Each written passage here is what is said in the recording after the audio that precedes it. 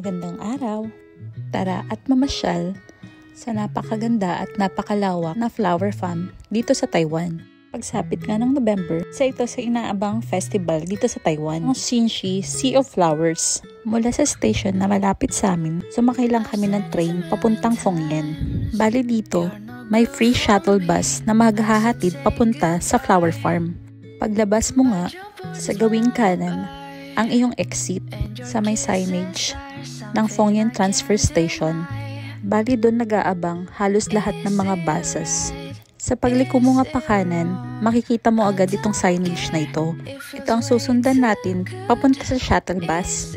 Sa bawat likuan nga, nandyan yung signage na ganyan. Itong araw na to, ang opening ng Xinxi Sea of Flowers mula November 9 hanggang December 1 ng taong ito. Alas 12 ng tanghali kami nakarating dito sa Fengyan Station. Dahil pa-winter na nga siguro ang panahon, kahit na tanghaling tapat, hindi na masyadong mainit. Dahil opening nga ngayon, expect siguro nila na maraming dadalo.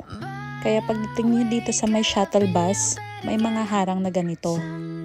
May nag-aantay na rin na bus pagdating namin at sakto, paalis na rin. Mula Fengyan Station nga, umaabot sa 40 minutes to 50 minutes ang biyahe. Maganda ang mga tanawin na nadadaanan habang nasa biyahe. May mga bundok, ilog, karamihan ay mga taniman nila ng iba't ibang klaseng gulay at prutas. Kung saan ka nga ibababa, doon na din ang sakayan sa pagbalik mo sa Fengyan Station. As expected nga, dinumog ang festival na to sa unang araw. Maganda ang panahon sa araw na to. Iinit, maulap, at masarap ang simoy ng hangin.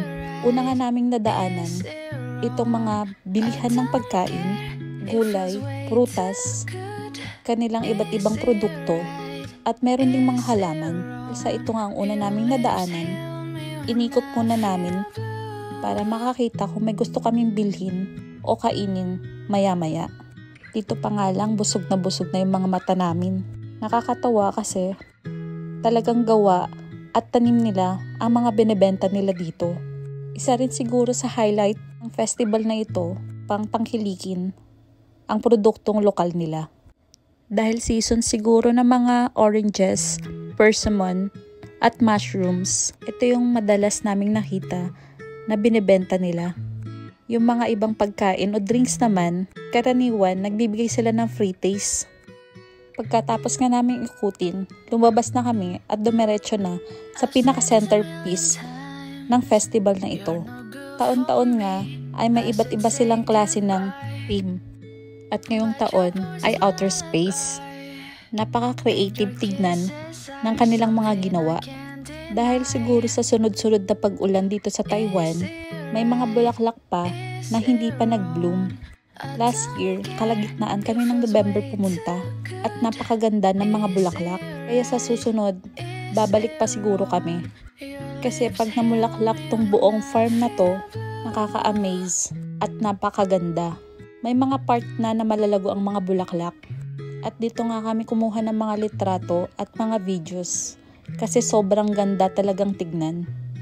Aside nga sa mga bulaklak, may part din ng mga cactus.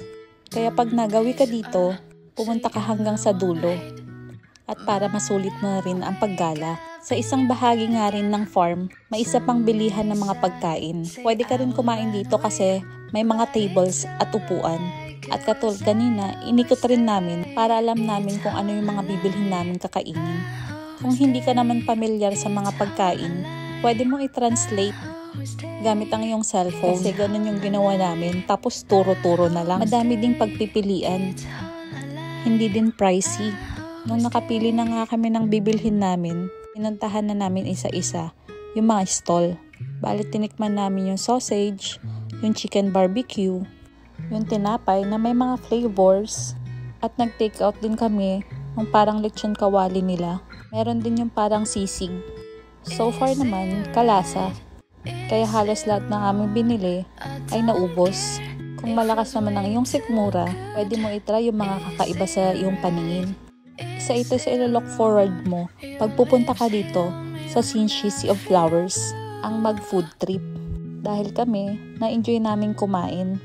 At bawat sulok nga dito, may mga tapunan ng basura at recycles. Kaya naman, pagkatapos mong kumain, ikaw din ang magtatapon at maglilinis ng pinagkainan mo. Isa rin pala ito sa trinay namin, yung oyster na may egg, parang takoyaki ang lasa. Legit na masarap. After nga namin kumain, pumunta na kami sa may antayan ng shuttle bus. Kaya naman pagdating ng inyong rest day, schedule nyo na yan. Kasi hanggang December 1 na lang to. Punta na rin kayo sa Xinshi Sea of Flowers. Yan lang, salamat sa panonood. Gumala ka habang nasa Taiwan ka pa. Bye!